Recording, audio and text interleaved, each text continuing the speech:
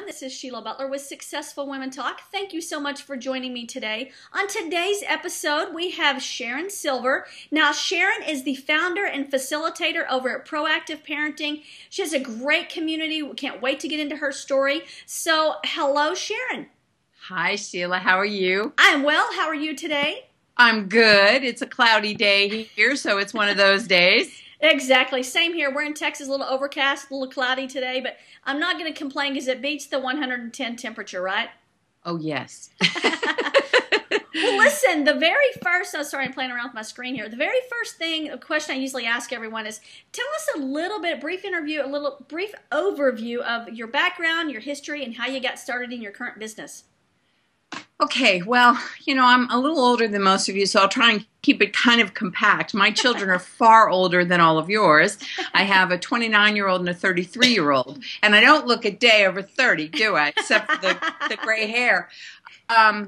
You know, I started years ago when I was a very young mom. I was 21 when I gave birth to my first child.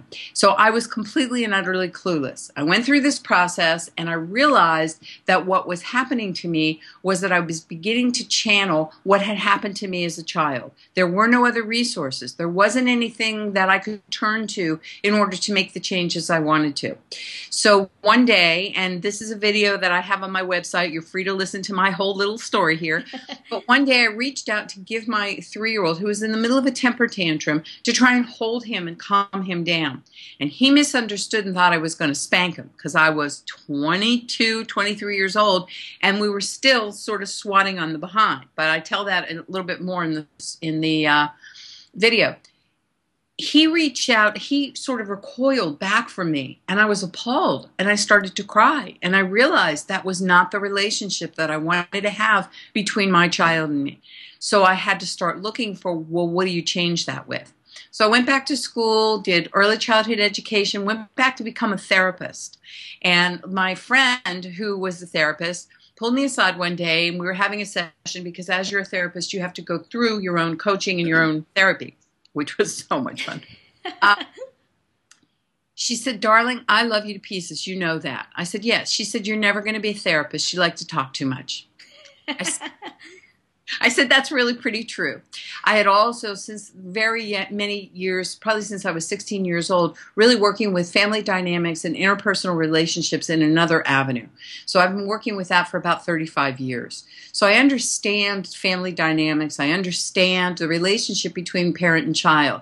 And as one of my favorite people online says, Ask Moxie, she said, Sharon just understands the relationship. She has an intuitive understanding of the relationship of how a child sees things. And that allows me to basically look at the child, look at the face, look at the body, look at the behavior, and say, wait, we have to look here first. So then I went back to school, and when I was finished there, I started teaching Love and Logic, started teaching redirecting children's behavior, and the feedback from the parents was, this is really great, but where we really want to hear from you is when you lift your head up from the program and you speak from your heart. They come each week to hear that. That was it for me. That was like, okay, I have plenty of training. I know what I'm doing. And now it's time to just live my passion and speak from my heart. I love that. And that's your passion. Oh, yeah, that's passion. And it's a weird passion, but it is my passion. But you know, it's nice that we all have different passions, right? Because you have a great website, and it seems like you've built a really wonderful community around that. Mm-hmm. I have, of course, we'd like to grow as much as we can. It's been a very long time coming.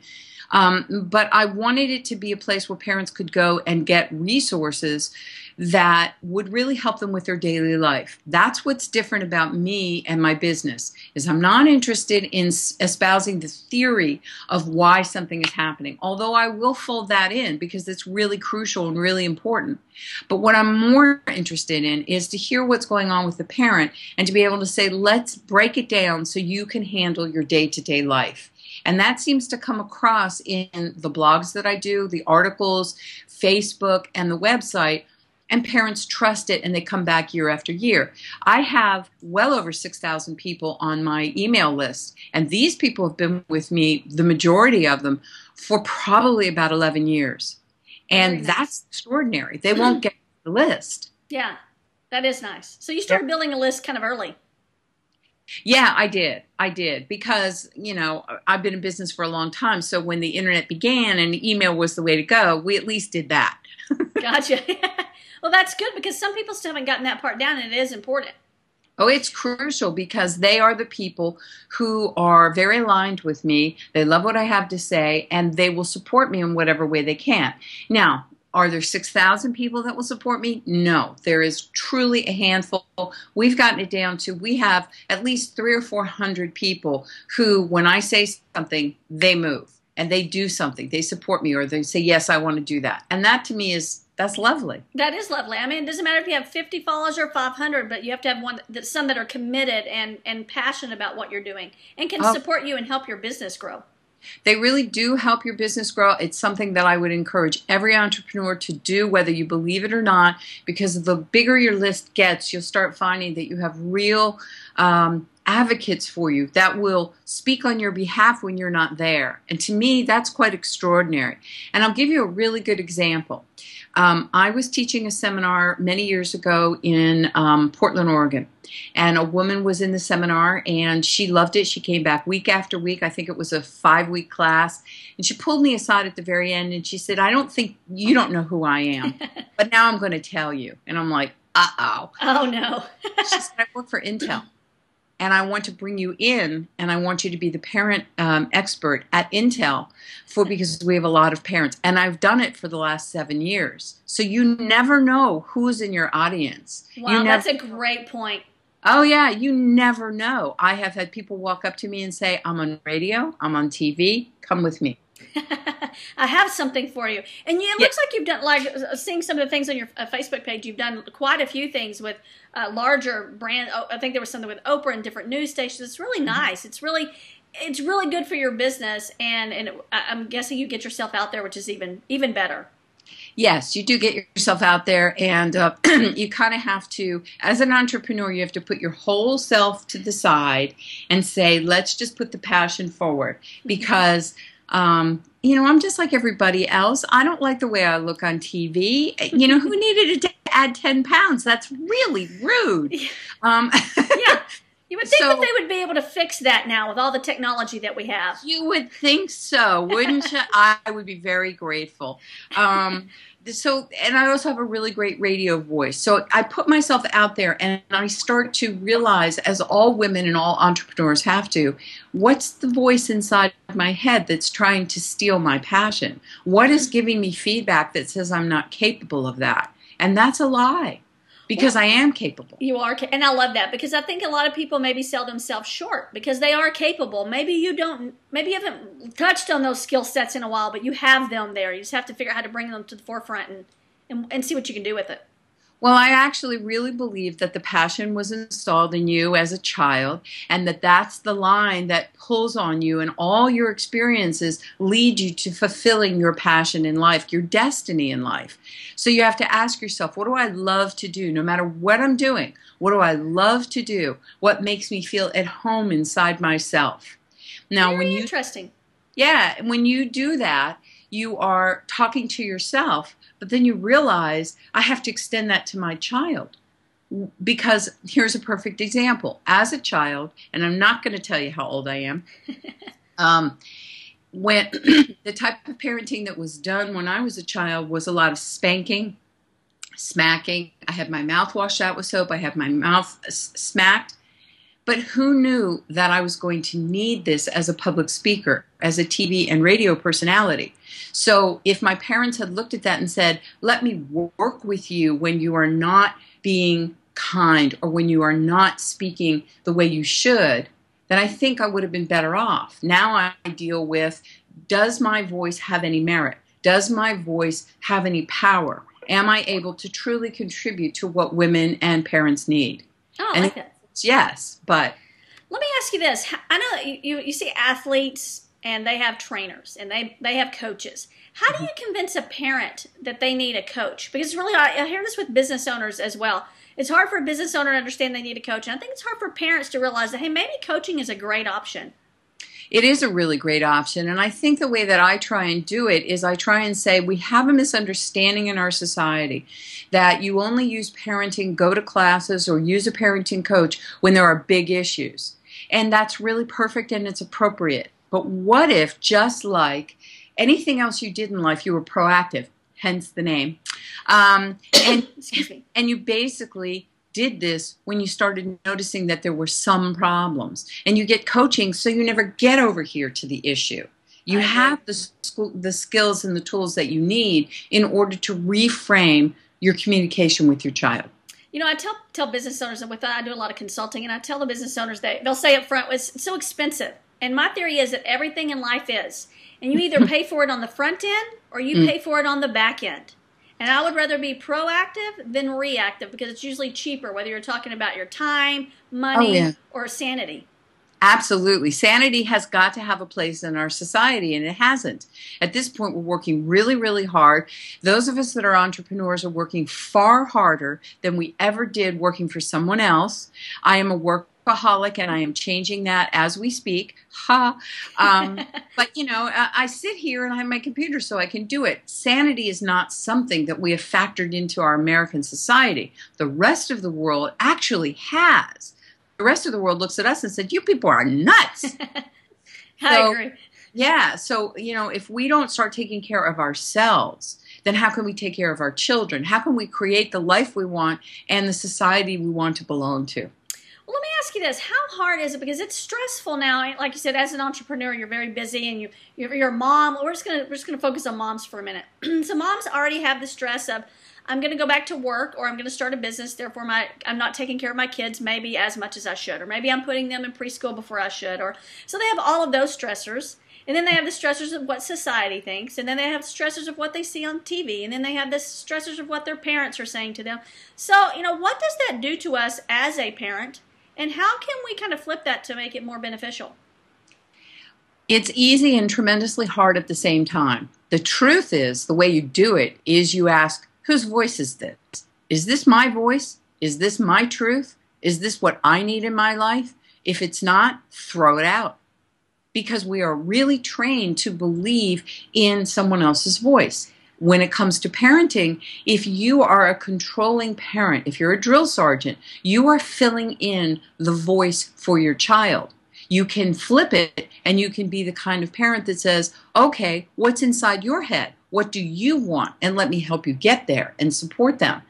That would change a great deal. But instead, we came from a time where from the 50s on, I mean, even from, the early 1900s, where the parent ruled, the child was seen and not heard, and therefore did not have a voice. Therefore, everybody else's contribution was that voice. And that's not the truth. And we see that, and even when in business, even if you're not even talking about your kids, you see that a lot of people are trying to be someone else instead of themselves.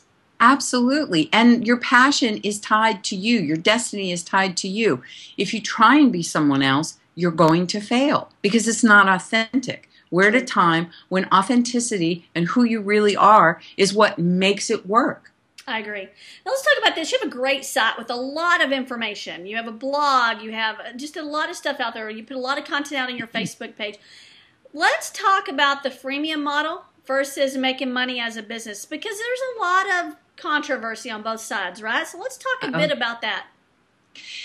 That's a real hard one. And again, you're really kind of bucking the system, or at least I am at this moment. I agree with what social media has to say with regard to good content and communication, and to be able to find that, that community.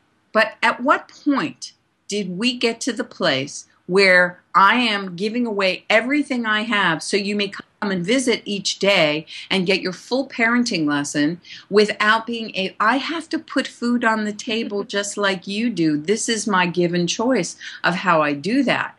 The entire internet is filled with, I love what you said. What was it? Freemium? Freemium. It's the freemium model. So everybody thinks everything's free. Yeah. And, you know, on the one hand, it's kind of a dialectic, because as entrepreneurs, we want our ability to market ourselves to be free, but we don't want to give it away for free. So something's going to have to change here. Facebook and social media is in its infancy, and it will not be the way that it is in years to come. So we as entrepreneurs need to find a way to say, I'm sorry, I can't do that, without offending. And if they're offended, they weren't ours to begin with. The way I've chosen to do it, and it's very recent, because I do give away a tremendous amount of information, because I don't want to hurt children. I don't want to hurt parents. I don't. And if I don't give away enough information, then they're going to take the tip that I did, and they're going to switch it and change it, and it will do more harm than good. And that's where my trap is. So how I do it is the information on Facebook, on the blogs, even in my articles, is a small snippet, and then come on over to the website and finish reading it, and then take a look at what we have that shows you how to apply it. So I've broken it down into, here's a snippet, a truth, I call it. It's my little ones are, the things on the blog are my truths. The articles start sharing a little bit more of what you need to know, and the products are the details of how to apply. Yeah, I love that. It is hard, and it's a tricky, we're on slippery slope, right? So we know we have to get the content out there, and you're preached every day by all these marketing gurus that you have to get the content out there to bring people to your site and to get the backlinks and all that. And I get that, and I totally agree with it 100%. Excuse me. Oh, no, it's totally casual. But what I think a lot of people are sometimes missing is that it's still a business. You are running a business. Yes. And you have to make money, and you have to. And you also are an expert and should be paid for those services. So it's tough. It is a tough one. It is a tough one, and on top, for me anyway, is I don't do it the normal way. So I don't fit into another model. I mean, I'm an oddball to begin with. So, and I apply that in my business. You're special. You're not an oddball. You're special. I'm special. So I'm really more interested in helping parents, truly being of service, listening to what's going on in their life. I have a humongous tool bag behind me, and I can pull everything out. If I pulled, I can pull out what you need. If I had to pull out everything I had, we'd be here for weeks. Right. Because I'm fascinated by this and have been studying it for 35 years. So, I'm more interested in telling you what you can do right here, right now. And the other thing that's really interesting is when people say in your business that you have to find your niche, that's really hard for a lot of people. When it is hard. And they talk about features and benefits. So here's what I've done with my business that might be able to be helpful to the rest of people who have business. Features and benefits was really hard for me until I realized that what I needed to do was throw out all that terminology and think about what is unique about me. How do I fill my niche? And what I do is I can talk in theory and I can be as articulate as the next guy. But will my articulation help the child? No, it will not. So I break everything down when I'm talking to kindergarten level so that you get to see how the child has feelings about it and behaves. And so the parent starts realizing you cannot talk at your age-appropriate level using words like, is it appropriate that you do that? That's the big one. That's the big one. People just laugh. What 3-year-old knows what appropriate means? And I'll prove it to you. I did a test with a bunch of kids. They were from age 3 to about 7. I said, come here. And I sat them all down. I said, tell me what the word appropriate means. And they all went, and the 7-year-old goes, oh, I don't know what the word means, but mommy's lips get tight. I love that. Yeah, so you have to realize, what is it that you can serve your business? How do you serve your business? And then your niche appears. You can look at it, but you can really further your niche by saying, what do I contribute? If there are thousands of people who do what I do, what makes me unique, what makes me special, and how do I contribute to my niche in a way that they can really benefit from? I love that. And it's, the hard part about that is sometimes people are really afraid of niching down or niching up because they think they're going to lose out on business, where I think it's been proven that your business actually improves once you kind of really laser focus in on what it is that you're doing, what your passion is. Yeah, a lot of people expect me to be handling all of the age groups from through 2 to 18. And in my master series, I do, but I still am talking about the preschooler because that's the foundation of how a child is built. So then I realized that I needed to have a master program that's like a manual so the parents could refer back to it as the changes occurred. So I work in my master series with preschool level, elementary level, and then the tween and teen. So it'll carry you all the way through because you have to be able to niche it down. I work in the early childhood. That's and terrific. I was terrified to do that. I was really terrified. Now let's talk a little bit about that. So you do a lot of freemium stuff that we've talked about, but you do have some programs. So let's talk about your individual coaching. How have you marketed that, and how's that been perceived, and how are you developing your courses, and how difficult has that been, and how well has it been received? When people buy them, as my husband says, I've been working with you for 20 plus years. I've never heard one person say anything negative about anything that you do. I'm like, great. How do you get them there? And yeah, how do you bring them in? Come on down, I find that the best thing that I do is I speak publicly. I speak to corporations. I do lunch and learn seminars where they bring me in so I can talk to parents. And I help, for those working parents, I help bridge the gap between logical thinking and childlike thinking so that they can start really connecting with their child as they're correcting behavior. So they see you out there. They see you, and then that because of that, then it brings them back to your site. Absolutely. Yeah. That's where I would say speaking is my number one way that people really get a chance to see who I am. They like what I have to say. They like how I'm supportive with them and genuine. And I couldn't be anything other than what I am. Let me ask you this. I'm sorry. Go ahead. When you first started speaking, did you start in maybe locally in little places? I mean, is it okay just to get your feet wet and get out there and let the local people maybe see you at first? I still do that. Great. Absolutely. Parks and Recs is a perfect place to do it. People always say go to Toastmasters. Well, I'm not a real big person who loves to have criticism. I mean, I'll take it every once in a while. And it's not because I think that I'm perfect by any stretch. But who likes to be told, nah, that wasn't very So listen, at our age, we know we're not. So we don't need anybody to continue to tell us. Exactly. It's like, I'm really clear. I accept it really well. Can we move on now? Exactly. I also ask for feedback at the end of every one of my talks. So if somebody has something that they don't like, I'm going to hear about it because people like to tell you what you've done wrong. So I go to moms groups to this day. Now we've been in San Francisco. I used to live in San Francisco, when my kids were being raised, but then we were gone for 17 years and now we're back. So I have to repeat setting up my community. So that's perfect for your great point. Yeah, for your entrepreneurs is to understand I'm resetting. Doesn't matter what I've done. So I work in moms groups. I go and talk to moms groups and their parents at night. I go to schools and preschools, and I work my way back up to working in corporate America. So, and baby stepping, and we all have to baby step. Yeah, absolutely. You have to start getting your name out there. Somebody said to me, "Your reputation precedes itself," and I went, "Is that a good thing or a bad thing?" So it is. It's baby steps. Putting yourself out there in any way in your local community is fabulous. Sorry. Yeah. Sorry, we talked before we started videoing that we both have had these colds. So anybody who's been watching the show for a while know I've had this sickness. 3.5-year-old, 2.5-year-old, I think I'm going to be sick until they're like 14. And then I'm going to be sick for other reasons. I take that back. You will not. It'll be fine. It'll be fine. Well, let me ask you this.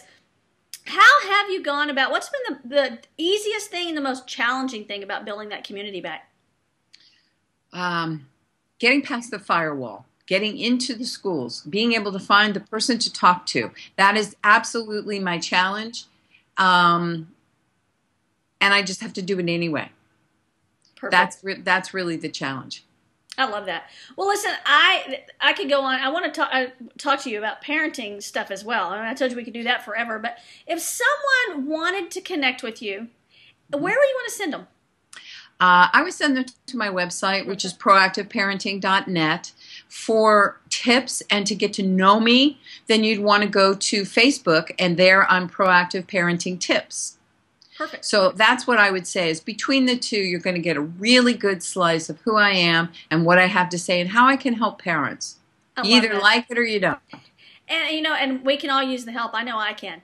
I've been to your site. I've looked at your programs. Great stuff. I love what you're doing. I love that you've built a community. And I really like that you were honest about sharing that maybe your list is 6,000, but you have about 500 really passionate followers. We've got to find out how to get those passionate followers. Yeah, those are the people who I would say sustain me and keep me going, and the rest of them are all very good people, and they're all very interested. When we rolled out the master class, I was amazed at how quickly it sold. Amazed.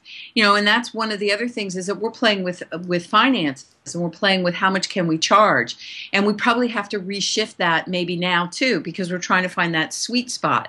And everybody's being really kind as they wait for it, but that's my list. Isn't it interesting that people will spend tons and tons of money like we talked about kind of before we started recording was strollers and the best baby furniture and all the best of the best. But sometimes we don't spend enough time and money on coaching and learning how to be better parents. And it doesn't just come naturally. It may for some people, and God bless them, but it hasn't for me. It's a challenge every day. I think that it comes natural for everyone, but what you have to wipe away to get to that place where it's natural is where I can help you, is the beliefs that you have because you're using your logical mind. The child is still in process and still thinking and still experiencing life and is not using their logical mind. Here's a good one for all of your listeners. Logical mind is not installed in the brain until age 7. There is no way. Children are operating 100% from their emotional hemisphere. And so there's a conflict there. When you come home and say, I've told you this a million times. Why can't you remember? Because I'm 3 and I need things repeated. That's great. I'll just share this funny story with you. My 3.5-year-old has had a little bit of challenges recently in preschool, and mainly in one of his Spanish class. For some reason, he's just kind of acting out. And so every day I talk to the teacher when I get there, and the director of the program was walking around the other day, and I was talking to the teacher, and I'm like, I really don't understand. He's a really sweet kid. And I had gone on, and she kind of stopped, and she continues to look at her paper, and she goes, we also need to remember he's 3.5, and she just continues walking down the hall. 3.5 is probably the worst age that there is, and there's many reasons for it, and I do explain it to parents, but 3.5 is where you're going to see a humongous change between the sweet one that you've had to the belligerent one that's in front of you going, I got some power, you want to challenge it? Yes, we're seeing that. We're seeing that. Yeah, so that's very normal. Therefore, I'm going back over to your website. Sharon, thank you for everything. I appreciate your expertise, your knowledge base, and sharing with us on the show. My pleasure. Thank you so much for having me. Thank you, and have a good day. You too. Bye-bye. Bye. Okay, guys, that's a wrap on this episode. Thank you again so much for joining me, and I ask that you go over to our website, www.successfulwomentalk.com. Join our community by signing up for the email list. This is the way that our community and show continues to grow. I appreciate your support, and I'll see you in the next interview.